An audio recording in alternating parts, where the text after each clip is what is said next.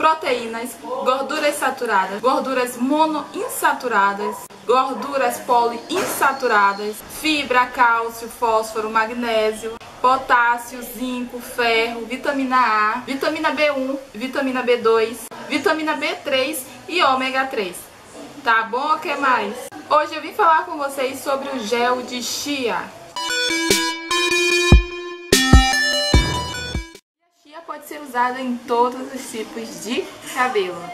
A receitinha é super fácil, super prática, super barata e você vai conferir agora.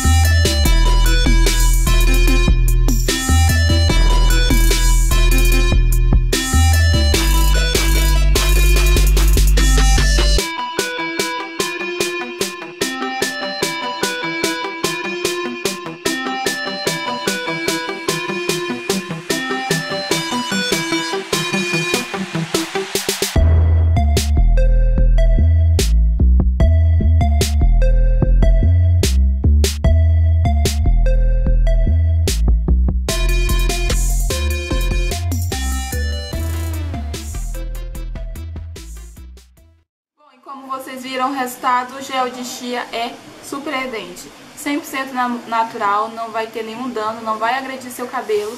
Você só vai ter a maravilha, tá? Do gel de chia.